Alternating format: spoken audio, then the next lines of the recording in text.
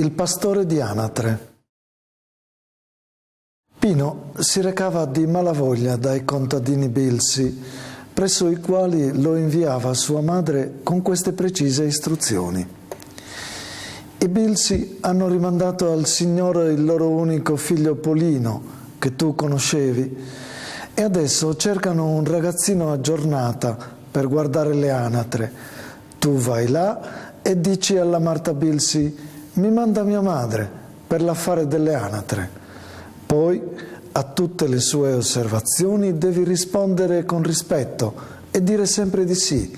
Hai capito? Va, prendi un pezzo di pane e non farti vedere affamato. E Pino andava col pezzo di pane in mano, i calzoncini rimboccati fino alle ginocchia, come dovesse guardare il fiume, e un nero pensiero negli occhi chiari, perché la sera innanzi egli aveva sentito confabulare i suoi genitori e la madre diceva sospirando: Dio volesse davvero che gli si affezionassero fino a tenerlo come loro per figlio. Ecco, sì, i suoi genitori lo mandavano dai Bilsi come i Bilsi avevano rimandato al Signore il loro Polino. 300 passi lungo l'argine bastarono a Pino per raggiungere la casa dei Bilsi. Volgendosi vedeva benissimo la sua. Grande differenza però c'era fra la sua e la casa dei Bilsi. Quella nera e screpolata come la casa dei Gufi, questa nuova e bianca con le persiane verdi, l'aia grande quanto un prato, piante di girasoli alte come alberi, con tanti piccoli soli che si volgevano di qua e di là dondolandosi, circondavano il campo di zucche che la precedeva, e anche le zucche, tra le foglie già vizze, erano dorate come il fuoco. Tutto bello, tutto ricco, ma non ci si vedeva un bambino. E Pino guardava sempre verso la sua catapecchia, sembrandogli di vedere nel prato sotto l'argine i suoi numerosi fratellini mocciosi giocare e azzuffarsi, già immemori di lui come del comune amico Polino. La madre di Polino, con un fazzoletto nero legato intorno alla testa in segno di lutto, lo accolse quasi con ostilità. Il dolore la rendeva cattiva, le faceva odiare tutti i bambini rimasti nel mondo, mentre il suo se n'era andato non si sa dove. Pino aveva sperato di ricevere almeno, per una buona entrata, una fetta di polenta calda con un pezzetto di burro. Invece gli fu messa in mano una lunga fronda di salice e gli furono subito presentate le anatre. Le vedi? Sono 12. Contale un po'. Sei buono a contare? Egli non era certo di contarle senza sbagliarsi, ma ricordò le avvertenze della madre e rispose franco di sì. Allora le conduci qui nel prato, sotto l'argine, verso il fiume. Se hanno voglia di entrare in acqua, lasciale entrare, purché non vadano lontano. A mezzogiorno torna su. Bada che ci siano tutte, hai capito? Tutte. I modi di lei erano così bruschi che a Pino veniva voglia di svignarsela senz'altro, ma ricordava il rimbombo di tamburo delle sue spalle quando il padre dava senza risparmio le busse, e per non risponder male alla donna inghiottiva la saliva come dopo aver bevuto la purga. Meno male che le anatre lo circondavano gracchiando, sempre più strette ed espansive. Era a chi più poteva metter su il becco verso le mani e il petto di lui. Una gli si slacciò fin quasi al viso. Pareva volessero baciarlo. Oh, come già dimostravano di volergli bene, ma lui non si scomponeva. Sapeva che era il suo pezzo di pane ad attirarle. E andò via con loro. Fuori sull'argine ebbe la tentazione di recarsi con loro verso casa. Si avvide però che la padrona lo osservava e tirò dritto per modo di dire, perché le anatre, perduta la speranza del pane, si allontanavano da lui e tendevano a sbandarsi. Ed era un grande affare, correndo da una parte all'altra con la fronda su e giù per riunirle, poiché, sebbene paressero sciancate e stupide, esse camminavano rapide e con pretese di indipendenza. Solo una, che rimaneva in coda al branco, si metteva ogni tanto giù accucciata per terra, perché era zoppa davvero. Come Dio volle, si andò giù dunque per l'argine, fino al prato in riva al fiume. Pino respirò e le anatre gracchiarono di gioia, tendendo in alto i grandi becchi gialli e grigi che parevano nasi di cartone come quelli delle maschere grottesche. Si sentiva il soffio dell'acqua corrente e l'odore dei gigli palustri, ma la vera poesia che sollevava il cuore di Pino e i becchi delle anatre scaturiva dal fatto che innumerevoli chioccioline coprivano di una crosta simile alla lebbra i cespugli della riva. Era d'agosto e faceva caldo anche laggiù. Le zanzare poi pareva nascessero dall'erba e senza riguardo si introducevano nei calzoni di Pino, punzecchiandogli anche il sedere. Abituato a ben altre disavventure, adesso che le anatre stavano tutte attaccate ai cespugli e li succhiavano come mammelle, egli si abbandonava ai suoi ricordi. Gli sembra di essere ancora nel prato e di là dall'argine coi fratelli e i cugini si bastonano a vicenda, contendendosi un toporagno che è stato preso dalla trappola combinata in comune. L'animaletto, con gli occhi lucenti e aguzzi come punte di ago, si dibatteva anche lui dentro la trappola di giunchi, piccola quanto un pugno. Le bambine piangono e scappano perché hanno paura di tanto mostro e in casa si sente la mamma questionare col nonno. Tutto è triste e movimentato laggiù e in mezzo alla calma del prato, ove le grosse anatre di Marta Bilsi fanno strage di chioccioline, pure il cuore di Pino è triste e agitato perché è rimasto laggiù. Quando furono sazie, le anatre si riunirono e parvero far consiglio e Pino ne approfittò per contarle. 1, 2, 3, 1, 2, 3. Le contava a gruppi, ma non gli riusciva di raggiungere il numero di 12. Allora pensò di sciogliere il consiglio e farle camminare. Un colpo di fronda e le anatre si misero in fila. Allora egli osservò che erano una diversa dall'altra, anche di fisionomia. Chi grigia, chi bruna, chi bianca, chi gialla. Persino la punta di colore turchino delle loro ali variava di tinta.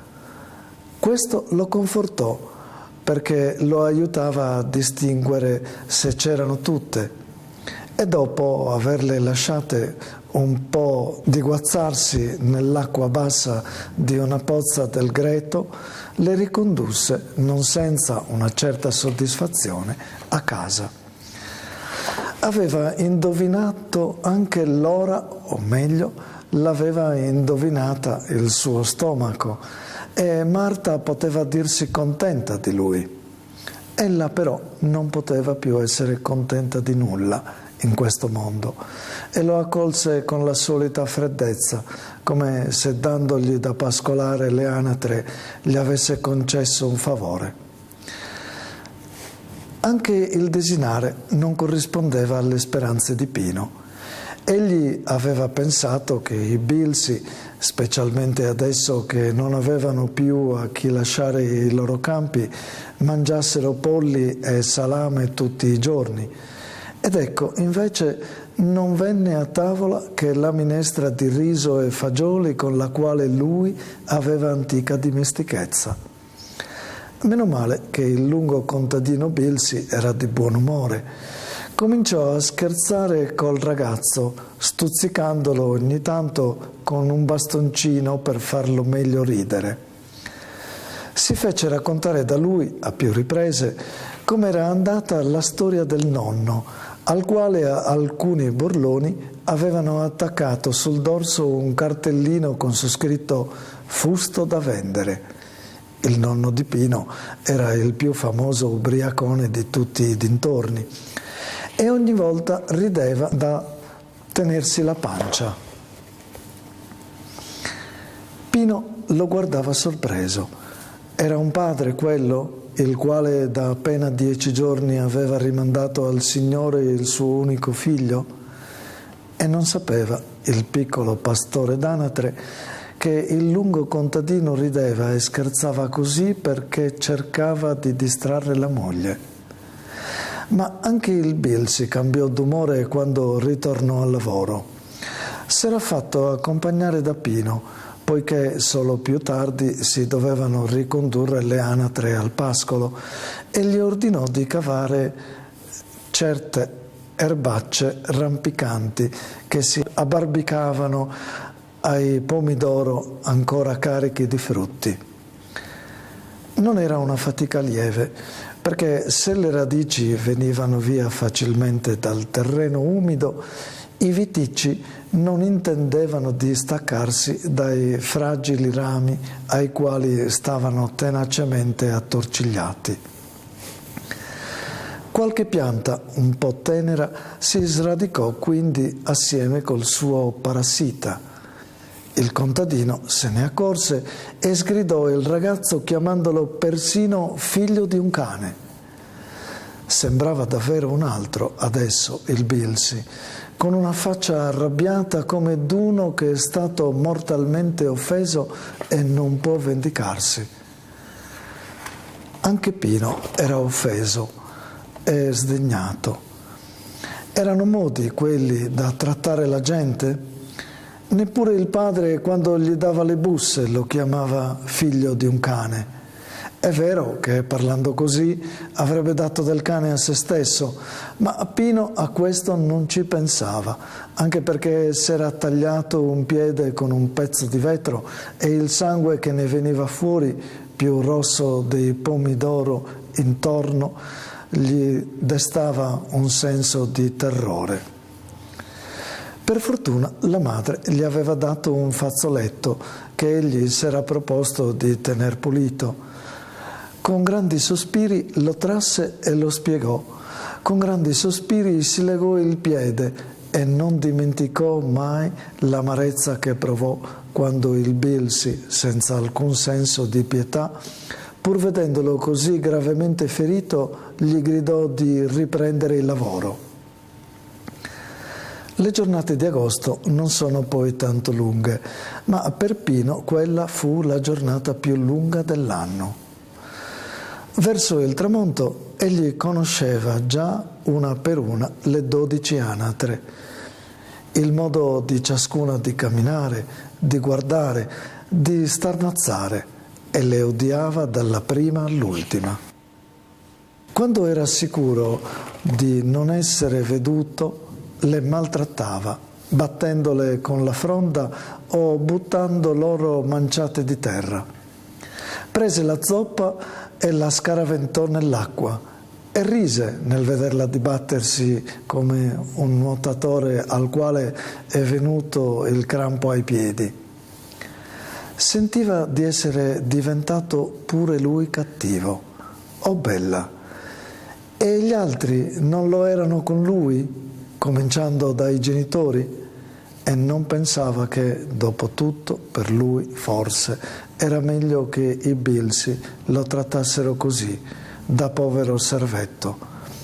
Non pensava né questo né altro, intontito dalla solitudine e un po' anche dalla fame. Nulla gli avevano dato dopo la minestra del mezzogiorno.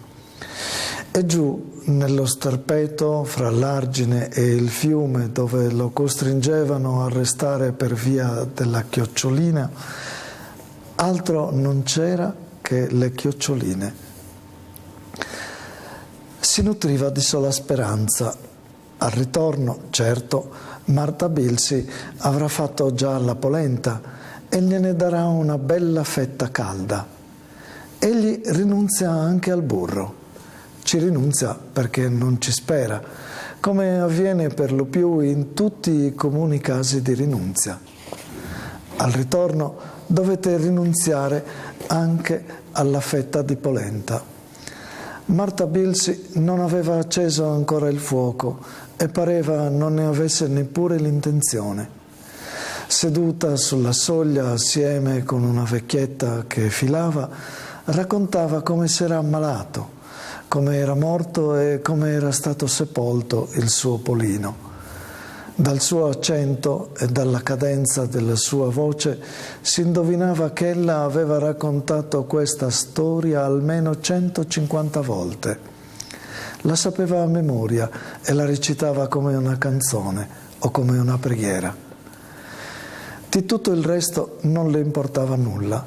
E così, quando Pino, mentre le anatre navigavano unite nell'immensità dell'Aia come una flotta in mare, le si piantò davanti e la guardò coi suoi grandi occhi di gatto affamato, ella lo fissò trasognata e gli disse: «Allora puoi andare, allora».